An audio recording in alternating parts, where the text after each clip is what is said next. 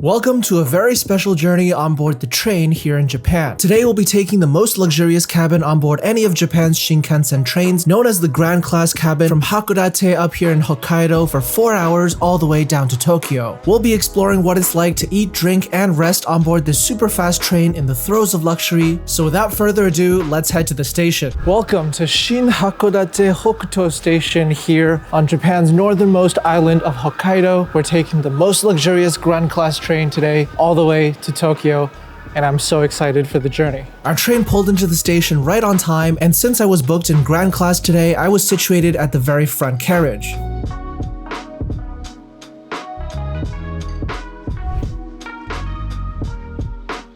And just like that, we're off Shinkansen Grand Class, about 4 hours from Hakodate to Tokyo. First impressions, this is really exciting. It's basically just myself in the cabin along with a few people back there, so it's pretty empty. And in terms of the first class high-speed train experience, I have to say it really is quite unique. These seats are really nice, they're feeling really comfortable, and I'm looking forward to getting settled in as the ride progresses.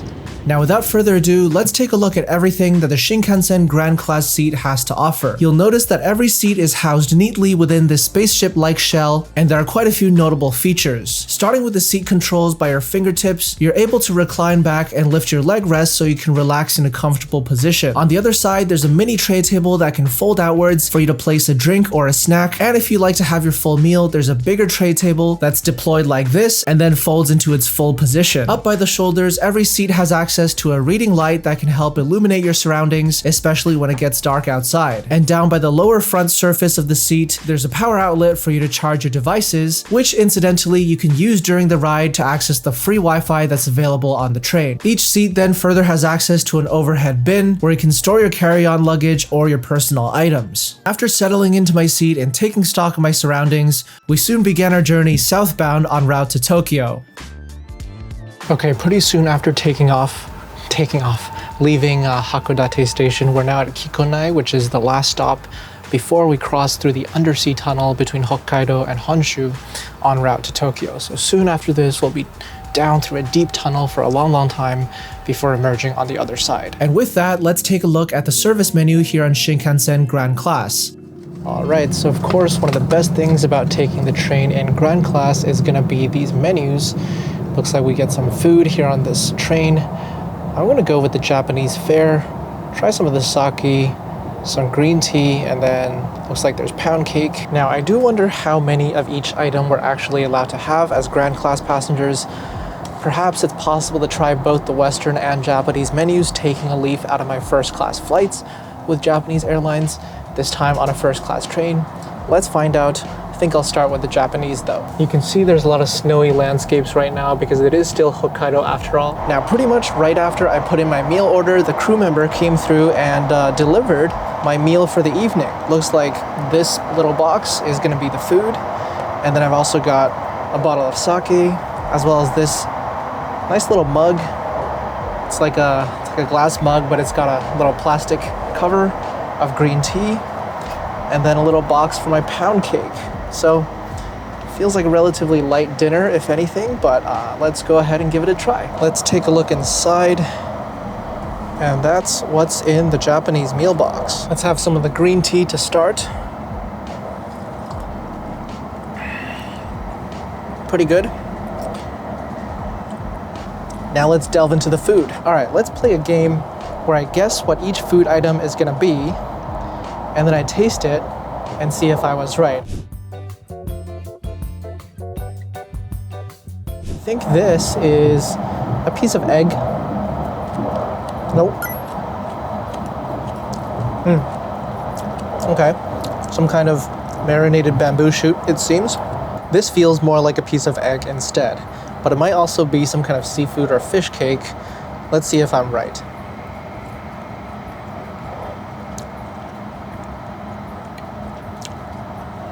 It's more like tofu. 0 for 2 so far. All right, well this is clearly some kind of potato-y custard pie. Kind of smells kind of sweet as well.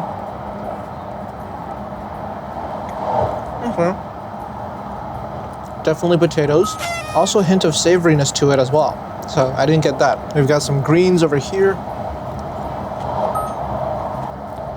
Little piece of marinated carrots.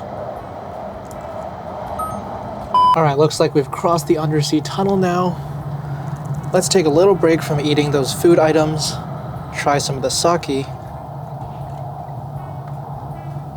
And just like that, you can see that we've now crossed over into the island of Honshu, en route down to Tokyo. Okay, now where were we? This thing over here looks like a chestnut. That's my guess. Finally got one right. Marinated, saucy, chestnutty flavor. Tastes pretty good. Here it looks like we've got some meat wrapped. It's really anyone's guess at this point.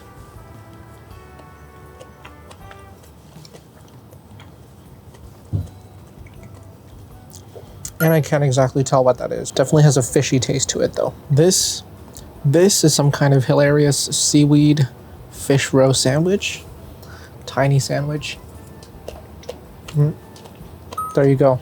Distinctive fish roe taste and crunch. I honestly give up at this point. I'm just gonna eat it.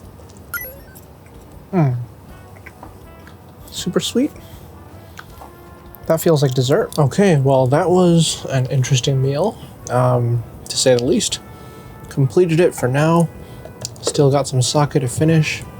We're just about pulling out of Shin Aomori Station here. Our first major stop. I think just about 3 hours left to go until Tokyo. Now, last but not least, trying out some of this super fancy looking pound cake. Let's see what it tastes like.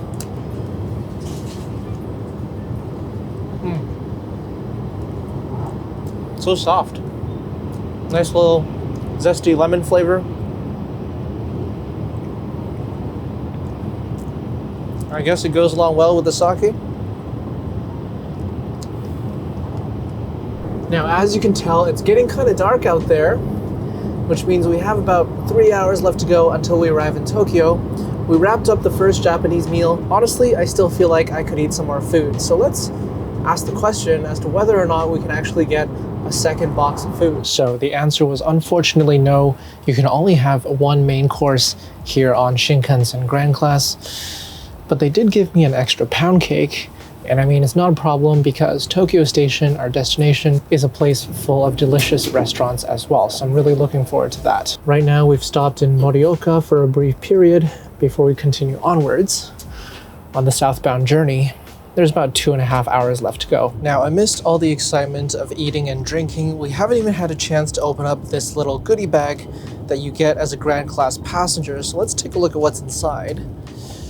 Looks like the main item is a bottle of water, Grand Class logo. Look at that. What else have we got?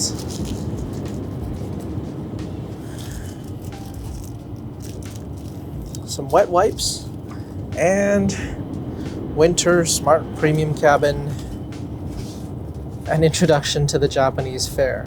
Now, this would have been useful when we were guessing all the food items. Last but not least, we've got here some salt chocolate, which sounds pretty tasty. And since I'm still feeling kind of peckish, let's open it up and take a few bites. Looks pretty good. That hint of salt on there definitely adds to the taste.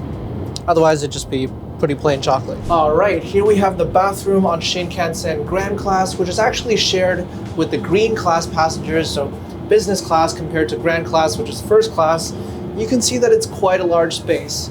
We can rotate pretty much all the way. In terms of the actual bathroom features though, there you've got the sink, mirror, and the toilet. There's some Japanese style flush buttons over there, as you'd expect on the train, but otherwise pretty bare bones. Not too many to speak of in terms of amenities, but then again, it is just a train after all.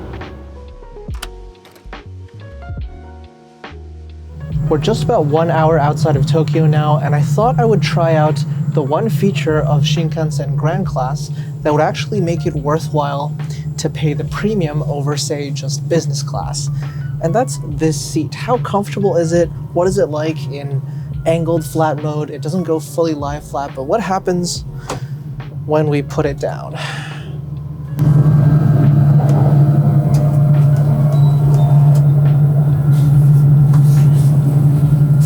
pretty comfortable, I feel, lying back quite naturally.